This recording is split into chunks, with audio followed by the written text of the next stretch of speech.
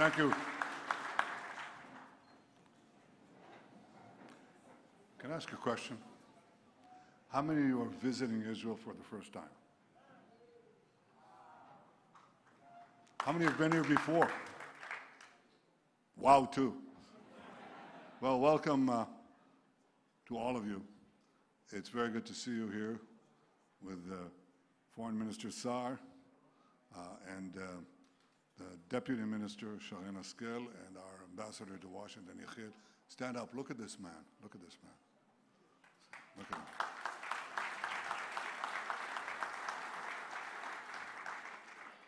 He, Yechiel, represents the greatest military comeback in recent history. On October 7th, we were attacked with no provocation by the Hamas monsters. They murdered 1,200 of our citizens. They burnt babies alive. They raped and then murdered women. They beheaded men. They took 250-some hostages, grandmothers, grandchildren, Holocaust survivors, to the dungeons of Gaza. I think a lot of people thought that we were on the ropes or perhaps flat on the ground and we didn't have a chance of coming back. A day later, on October 8th, Hezbollah joined the fray. They started rocketing our cities. Again, no provocation. I said on that day that we will change the face of the Middle East. I said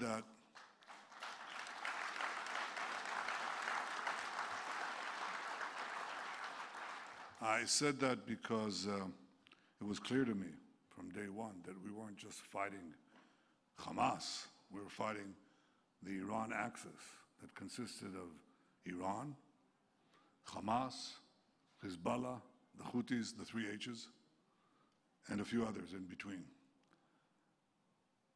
And while we would start with Hamas, we'd have to eventually reach the patron, and in one ear or the other, all the elements of this terror axis. This is what we proceeded to do, first by striking hard at Hamas, then when their main forces, main organized military forces, were obliterated, we went to the north. I hope none of you have beepers.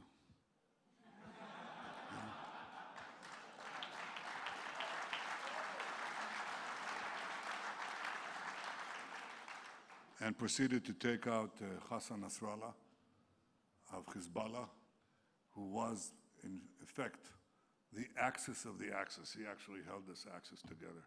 And once he was gone, the Assad, the murderous Assad regime in Syria, collapsed because during the Syrian civil war, it wasn't the Syrian army that fought Assad's enemies. It was, invariably, when the battle didn't go well, Nasrallah would send in thousands, sometimes tens of thousands of Hezbollah troops to save his regime. Now, Nasrallah was gone, Hezbollah was crippled, so Assad fell. And once he fell, the land route that connected this axis from Tehran to the sea, to Lebanon, was gone. And now what happened was that the death noose that Hamas wanted to, that Iran wanted to place around our necks, was gone. That was one of their vehicles to annihilate Israel. Remember, they chanted, "Death to America, death to Israel." To achieve death to America, they have to achieve first death to Israel, because we are America's front line here. And the only force in the Middle East that was challenging, forcibly challenging, and fighting them in their quest for domination and subordination and annihilation. But ultimately, they were geared to America. So their goal was to, we still have to destroy Israel. What did they do? They began to race to the bomb. They already had enough enriched uranium, but you need the weapon around that uranium ball. And so they began to work secretly to activate their weaponization team, it's called in jargon, okay? We knew that if we didn't act, within a year they'd have one atomic bomb, possibly two. So we acted. We acted like somebody who has two lumps of cancer. One lump is the atomic cancer, the specter of atomic bombs, and the second one is the specter of 20,000 ballistic missiles, 1-ton ballistic missiles that fall Mach 6 to Mach 8 right from the sky. And they destroy everything that they touch. 20,000 of those in a state the size of New Jersey, right? Bigger than Rhode Island, bigger than Rhode Island. But that's it, you know. Well, that's equivalent to 2 nuclear bombs. So we had to act. If we didn't act, we'd die. And with us die the whole story, the 3.5 millennia story of the Jewish people. And of course, if you do act, you know, it might come back. That's what happens with cancer. But if you don't act, you're not going to be here. So we acted with the just incredible help of President Trump and those brave pilots of the United States.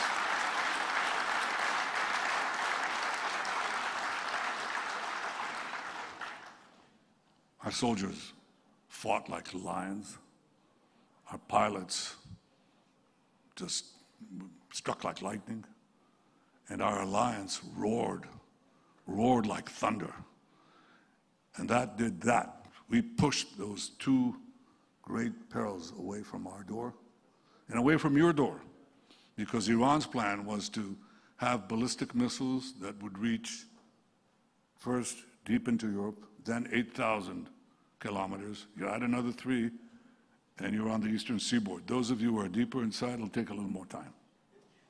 But that was the goal, death to America. And they'd have these ballistic missiles, ICBMs, and the means to give them nuclear warheads. You're all under the gun. So we were fighting not only our enemies, we were fighting your enemies. And now we're circling back to Gaza to finish the job where it all began. There's still some strongholds that we have to take apart. They're holding our hostages. We are committed with America to release all the hostages, the living and the dead. And we're not going to compromise on it, nor will we compromise.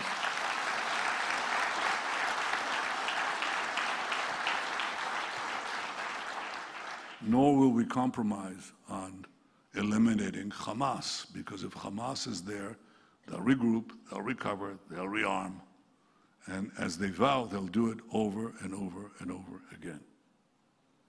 So this is where we are right now, on the verge of entering Gaza and defeating Hamas and liberating our hostages. This has not been easy, not for our brave soldiers, not for our brave Israeli public, but they withstood it no less effectively than the British people stood up in the Blitz. That's exactly what we had. But we also enjoyed the support of the United States. We enjoyed the support, and we enjoyed your support. You're the biggest delegation of legislators that have ever come to Israel, and I thank you for coming here to stand up with Israel.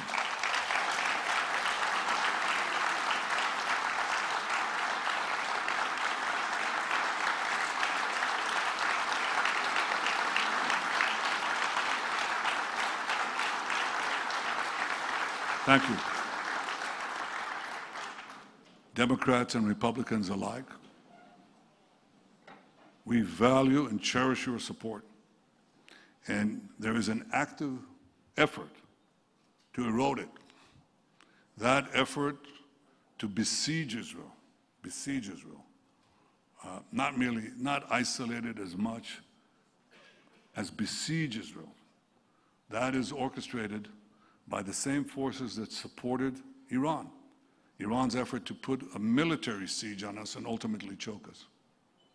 We were able to break loose from that siege, and we will have to do several things to break loose from this siege that is organized by a few states. One is China, and the other is Qatar. and they're organizing an attack on Israel legitimacy in the social media of the Western world and the United States. We will have to counter it, and we will counter it with our own efforts. I think that's rule number one. The second thing is something that they can do uniquely in Western Europe. Western Europe has large Islamist minorities. They're vocal. Many of them are politically motivated. They align with Hamas. They align with Iran. They pressure the governments of Western Europe, many of whom are kindly disposed to Israel, but they see that they're being overtaken, really, by campaigns of violent protest and constant intimidation. And so they fall into this siege. And we can break this siege. I just said this in another meeting, and they said, oh, Israel is isolated. Israel can't break out of the siege. No, I said, we will. Some of them have stopped weapon component shipments. Can we get out of this? Yes, we can. We're pretty good at producing weapons. Like intelligence, we share both with the United States. A good chunk of your intel.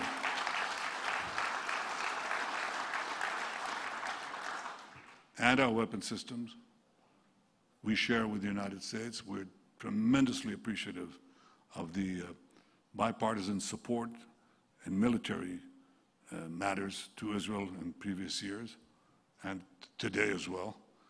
But do you have cell phones? You have cell phones here? No? You're holding a piece of Israel right there. You know that? I mean, a lot of the cell phones, the medicines, the foods, you eat cherry tomatoes? You know where that was made? I don't like cherry tomatoes, but it's an Israeli. What can I do? It's an Israeli product, as are so many other things. And I think this serves the betterment for the betterment of all mankind and womankind. I think that is Israel's unknown contribution. But we can make things, we can produce things. We cherish the fact that we have the constancy of American support despite the attempts to erode it. And we'll continue to work to make sure that that continues on both sides of the aisle. It's very important for us. But equally, we will eventually create the independence that we need so those in Western Europe who think they can deny us things will not succeed. We can break this siege, and we will. And the last thing that I want to say is that this is not a battle just for national interest, not just for our national interest and your national interest. Those theological thugs in Tehran who amassed the crowds, who took American hostages on the first few days of their tyranny, and who since chant death to America, they only see Israel as a roadblock on the way to subjugate you, subordinate you, and threaten you. And they see Israel as you. And if you look at what the Islamist radicals here and around the world say, they say that we are you, we're just a piece of you, and you are us. I disagree with everything they say except this. I think they're right. I think we're part of a common civilization with deep historic roots of common heritage. When I went to, I've spoken 4 times in the joint session of Congress, and I look at the far wall, and some of you, maybe all of you will end up there, you know. Do you really want to? Well, those of you who are crazy enough to want, I mean, anybody entering politics has got to be insane, but there are quite a few insane people here. So for those of you who go there, or next time you visit the Capitol, just look at what's on the other wall. I'm at the dais, you know, the podium, and I look at the far wall, and what do they have? Moses. Moses. A quote from the Bible about liberty. You remember Moses taking the people of Israel out of bondage in Egypt? Familiar with this story? I'm glad there are enough. We have a common heritage. And that heritage is being challenged now by people who not only want to bring us back to the early Middle Ages with incredible fanaticism and cruelty, it's also savagery. The things we encountered on October 7th, the things we just encountered not only in Gaza, but in Syria, in the wanton attack on our Druze neighbors. That's a non-Islamic sect, and they're living there in a mountain. And what they endured exceeded, in some cases, the horrors that we saw on October 7th. But what we saw there is what you saw on September 11th. It's the same thing. It's this raw savagery, the glint of murder. You know, those savages on October 7th, they had GoPro cameras. And they broadcast back in live broadcasts, as they mauled babies. And the horrors that they did. So there's a glee, a horrible glee of death and the worship of a death cult there that is completely the opposite of the values that we hold dear. Life, liberty. What's the other one? I visited Monticello, Jefferson's place, and that's what I saw there. I saw Jefferson, who was well-versed in the Bible, spoke about the Holy Land, quoted the prophets. He understood the roots of our common civilization, as did the other founding fathers of America, as did Abraham Lincoln on his death date. He said that his one hope was to, to visit Jerusalem, come to the Holy Land, to see the place where our common heritage began and from which it will continue. I'm glad you are here to visit Jerusalem, to see the place of our common heritage and where our common civilization, well defended by our great alliance, will continue. Thank you for coming to Jerusalem. Thank you, all of you.